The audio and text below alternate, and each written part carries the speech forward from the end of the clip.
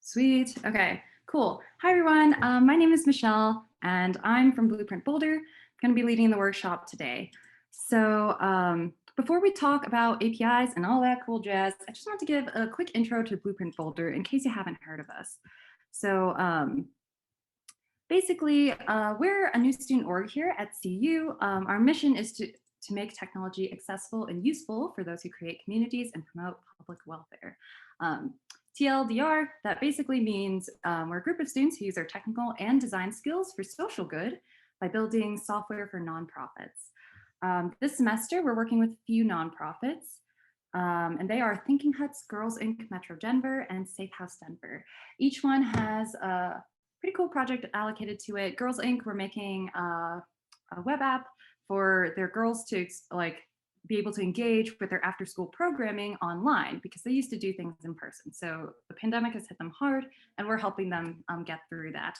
Thinking Huts, we're building a web scraper to help them find materials in Madagascar because their goal is to build schools or 3D print schools in Madagascar. And as you can imagine, since they're remote and all the way over here, it's hard to find materials that are locally sourced. Safe House Denver, they shelter women and children who are victims of abuse. And basically, we're helping them redesign their database. So a lot of really cool stuff going on. If you're interested in getting involved, you can let me know. I'll stick around after the workshop and answer some questions. We also have various methods of contact. You can follow us on Instagram or join our Slack channel. Now we're getting to APIs. I don't know how many of you guys have heard of them, but they're super popular these days. So I'm sure you might have heard the acronym at one point or another. API stands for Application Programming Interface, and they're super essential these days. It basically provides a simple way for programmers, like on our end here. I'm going to represent our code by this mobile app, TV app, web app stuff on the left. It provides an easy way for our code to interact with code that people already wrote. And the reason why this is so powerful is because we have access, things like the internet and all these things are so accessible to us now that sometimes it's hard to remember just how freaking complicated all of this is, right? If I had to write up even a web page, that takes a long time. So when other programmers have done this already, them making their code accessible to us is super valuable. And yeah, that's the main power for APIs. And that's one pro here. There are actually a lot of benefits to using APIs. One of which, as I said, is simplifies application programming. Since they provide an interface to interact with the code that they've given us, it gives us a way, they usually make the interface pretty intuitive and simple to use. So what you can achieve really cool stuff with just a few simple lines of code, as we'll see it when we go through our demo today. And just in the same vein, it allows us to stand on the shoulders of giants. And what I mean by that is let's think about Google Maps per se. Google Maps is freaking amazing, right? It's huge code base. It does so many cool things. And now compare that to maybe a map app that I wrote from scratch in a few days, right? My map, maybe it works. Maybe it's just only slightly sketchy looking, and for the most part, its functionality is pretty good. But the security provided by Google Maps and just all of these features of Google Maps are just so well defined and well implemented that when you use their API, it really allows you to build off of the immense progress of everyone else instead of reinventing the wheel and making probably a less good wheel than other people have already created. So that's another pro. Another thing is streamlining code. And this is particularly if you're in a company or something, and then if you had a bunch of people rewriting the same code over and over again, that's not ideal, right? So if you have an API, then we can just write code in one place, and then everyone in the company can access the same code instead of rewriting it. Security is a feature because APIs are an interface, right? So they lie between your code and the server code. So instead of directly grabbing stuff from the server, your API can do some checks between for like authentication and all these like good things to prevent malicious actors from accessing your code. So APIs are cool. And so at this point, you might be saying, well, this is cool context. APIs sound nice, but how do I actually use them, right? The question is actually a little bit multifaceted because there are like two kind of aspects to this question that we can answer, right? So there are the ways you can interact with APIs. And then there's the actual like, how do I physically get the data?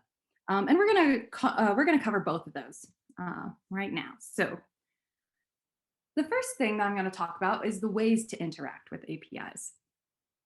And so to discuss this, we're gonna do an activity. The activity is, I like to think about the ways in which we interact with APIs like Me Channel. I'm not going to assume that all of you guys also grew up with Nintendo. So if you haven't heard of Me Channel, it's basically, the Wii is like a gaming console. And this was a way for people to create their avatars and like personalize them. So what we're going to do is we're going to draw our own Miis because why not? And I'll explain why this is all relevant soon.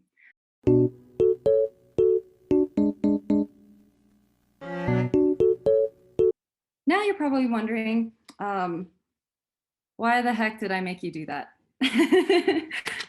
Very, very reasonable response to that, by the way. And the reason why I had us do that is because it's actually a really good way to think about how you can interact with APIs. So I'm not sure if you all are familiar with this interface, but like these icons on the side here are actually like different functions you can do. Like this one with the eye here, that means you can modify your Me. Like if I dragged my Me here, then I could actually change their features. Okay, so this plus sign here means you can add a Me. This little loading symbol means you can delete a Me, and this little finger thing is for you to press on a Me and you get information about them. So the reason why I associated them with each of these like commands, and so the reason why this is actually like really relevant is because these things are actually, they correspond to each of the actions that you can do with an API very nicely, right? So put means to modify information. And as you can see here, that's associated with like modifying our Me. You can also add information to a data or to a server using a post request. And that like means like creating new Me's in this analogy here. There's also deleting a Me, right? And similarly, you can delete information from a server. And you can also get information from a server, which is like clicking on this Me here and reading the information off. So yeah, that's why this is similar. These are the 4 main requests that you can use for APIs and generally for a RESTful API. There are other things too, but these are the main ones. And today we're going to focus on getting information. So using the get command, because we're going to be using public APIs with no authentication. And generally, you don't want people to be able to modify your data if there's no authentication. So more on that later. But yeah, that's maybe the analogy is a little bit of a stretch, but that's that. Okay, cool. And now, so that talks about the ways in which we interact with APIs. And now we're going to talk about like physically, where's the data, right? Because it's super cool that we can do all these things, but if you don't know where the data is, how do you modify data or add data, etc. So that brings us to the concept of endpoints. Endpoints are generally a URL in which people can access the API. As you can see in this picture, they have like some API or this URL in their browser, right? Talking about this thing. And this URL itself is what we would call the endpoint. And so as you can see, when they plug this in, a bunch of data comes out here. And so that's basically what an API endpoint does. You query the endpoint and it returns data to you or reacts to your query. We will see this more as we explore the Teleport API. Okay, so cool. At this point, we are ready to get to the demo. As you all know, T9 Hacks is based around doing things for social good, and we have 5 main tracks here today. So I was trying to think about how we can do something relevant to each of those tracks, because hopefully we can do something that you can take away from this workshop and do for your project. So that is how we landed on the Teleport API. So if you haven't heard of it, basically it's a quality of life database based on location. So regardless of what track you're working on, Teleport API has something that could be relevant to your track. Basically, it says, depending on where you are in the world, it has stats about like the quality of healthcare, affordable housing, education, environmental consciousness, etc. So what we are working towards is we are going to be building a dashboard, as shown on the left here. I'm sorry the dashboard is a little bit crummy. Admittedly, I'm not a designer, so that's why it looks so subpar. But the idea is that this dashboard will be generated already, like the HTML behind it. And what we need to do is we will explore the Teleport API so we can learn how to interpret API docs in general. We'll figure out which endpoint we want to interact with to get this sort of data. And then we will make a GET request to grab all of this data. This dashboard contains like 5 main stats, right? They have like cost of living, healthcare, education, quality, environmental quality, and like tolerance for other like racial groups and such. Basically, we're going to need to reference the API, get all of this relevant information, and then pass it to our web app so it can do all this fancy stuff and the coloring. So yeah, that's the general idea.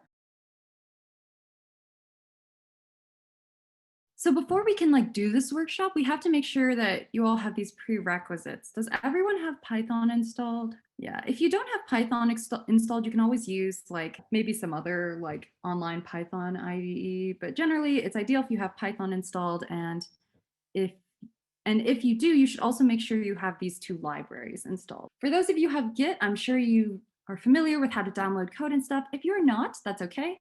Basically what we do is we go to this green button and you can like download the zip file. I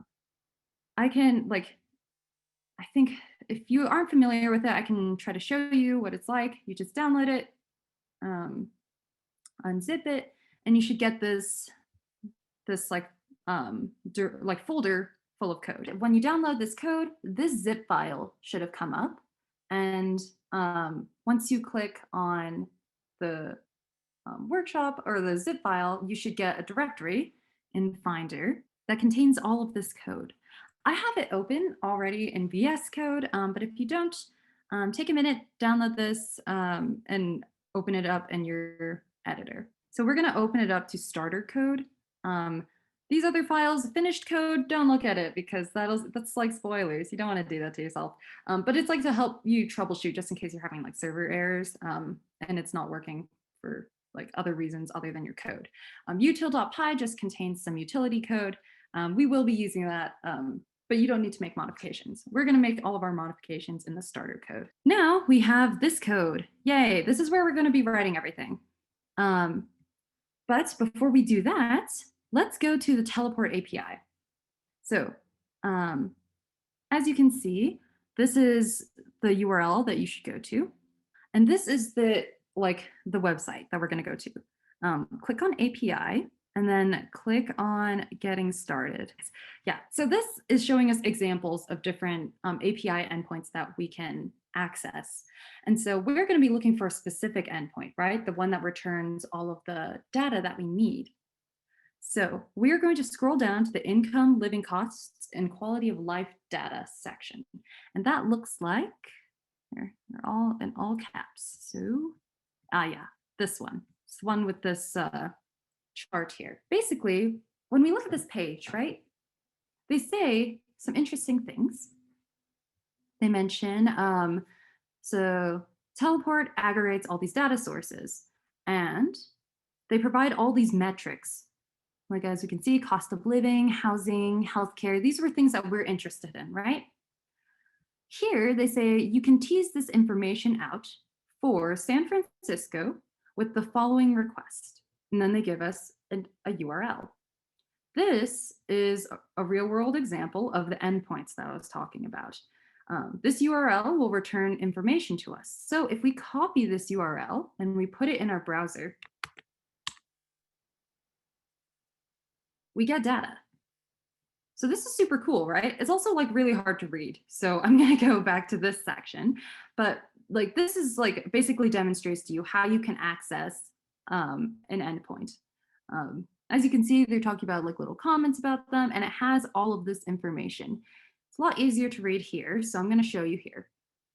So the way the API is structured is that it passes, like when we make a call to this endpoint, it returns all of this information.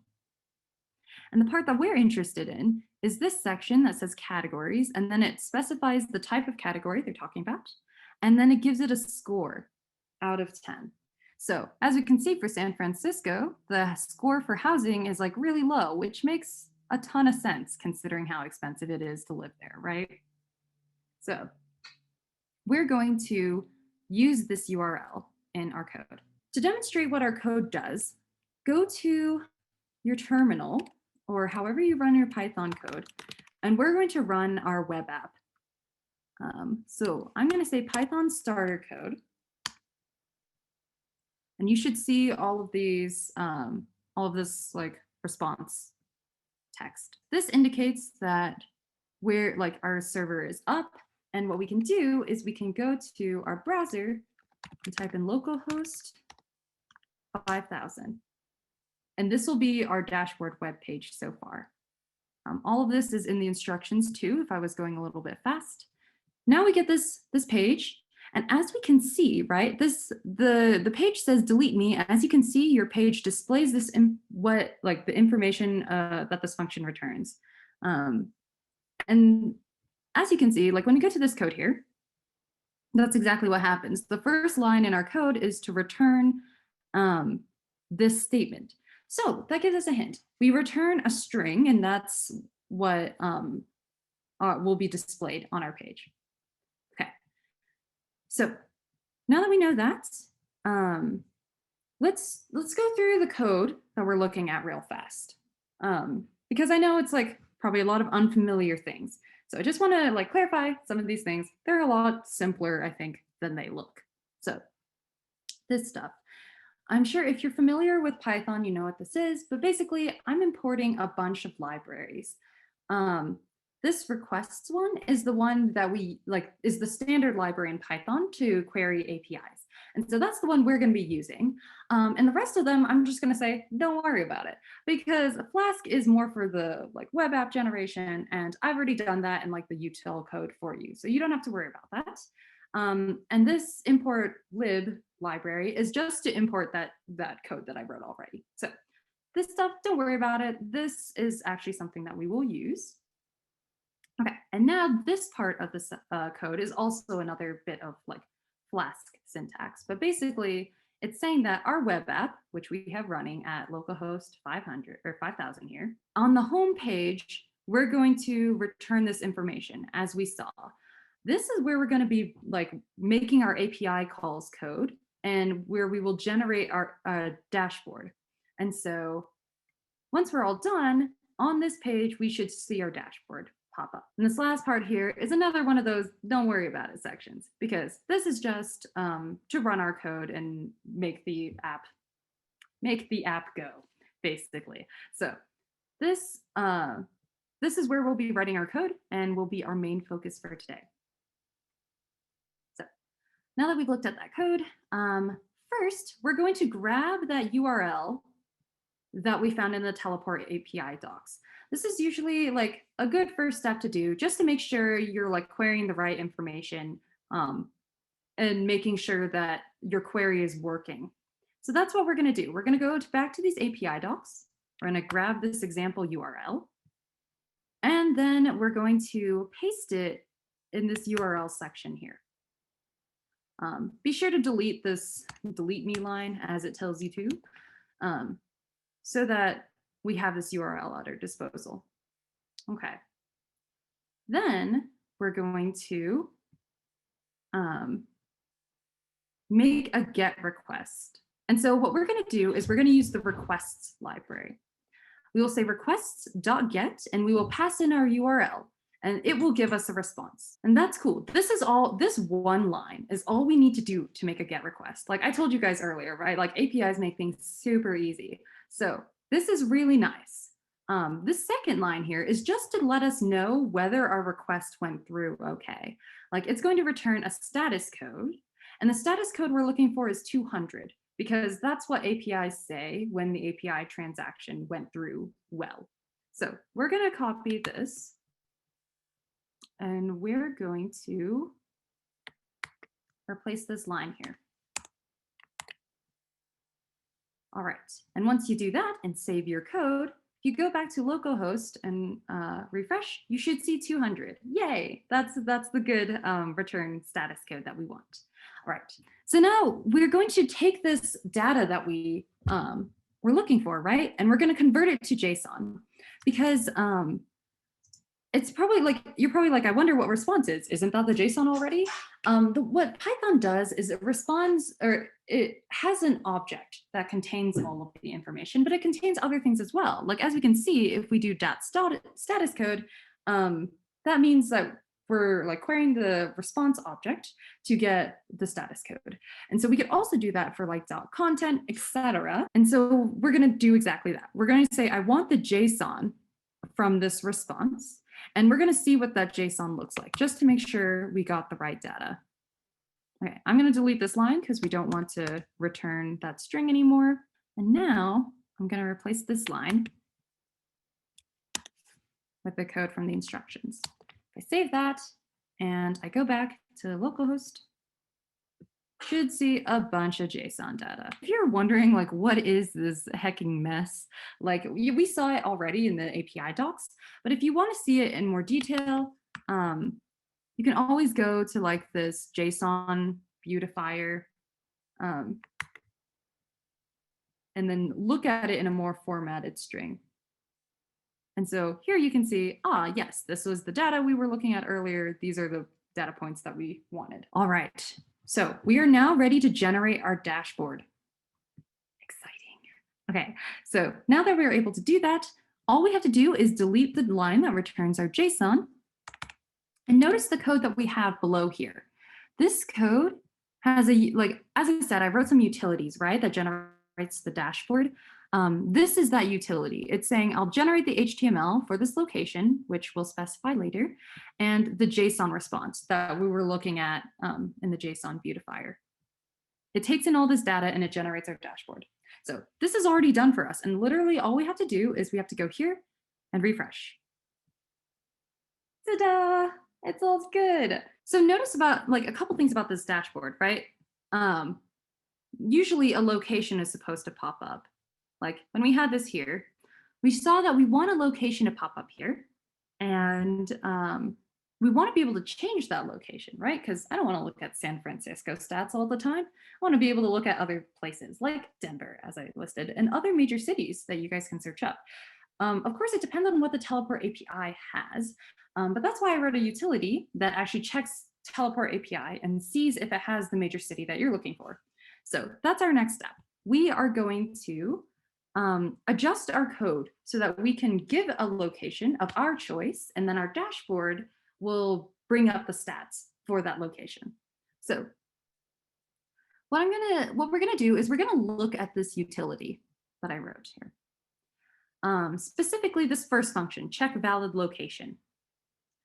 It takes in a location and it makes its own API queries to check if location exists in Teleport. And if it does, it returns a URL. If it doesn't, it returns an empty string, right? So what we're going to do in our code is we're going to have a variable that stores our location. We're going to try to use the utility to search for that location. And then if the URL is empty, we're going to return invalid location. Otherwise, we will use that URL in all the code that we've written so far. Yeah, now you can just copy this and we can replace, not that code. We can replace this stuff. So as you can see, I had like these URL lines and location. You can delete that and paste our other code here. Make sure the indenting is right. Python gets a little grumpy if you don't have like indents for this. Okay. So at this point, we should now specify a location, and you can feel free to change this, by the way. Teleport works best when, like with major cities, so if you change it, make it like a big city, like a capital or something like that. But I'm gonna choose Denver because I'm a Colorado gal. So this will grab the URL from the util, and we will use that from here. I've saved this, and now if I go to localhost, refresh, now we have it, their dashboard specific to Denver, and you can see all the Denver stats instead of San Francisco. If you're curious about how we actually access like the JSON data, I really encourage you to look at the util file, because this is where we do all the hard work of accessing here in the generate HTML section. This is where we do the hard work of like accessing like the category section and checking for cost of living, environmental quality, etc. This stuff, definitely check it out if you're interested in how you actually grab the data once you've received all of this JSON. I'm going to talk about resources a bit, because I know what we did was just like a tiny slice of what you can do with APIs. Because first of all, parsing these things yourself is super valuable, like looking at the JSON and knowing how to parse this in Python. Super valuable. There's also a bunch more resources that you can look at after this workshop. So like, I know I went over the high level description, but there are a lot of things you can do other than like getting stuff, right? I really encourage you to try, like after this workshop, like post request, put request, and delete on an API that lets you, because those are very valuable. And also building an API is super fun. So like I suggest you check that out. Rapid API is a great place to get free APIs. And they have a lot of really great tutorials about how to build stuff. You can build an API in Flask, and honestly, the code is not much more complicated than what we just wrote. So definitely check that out too.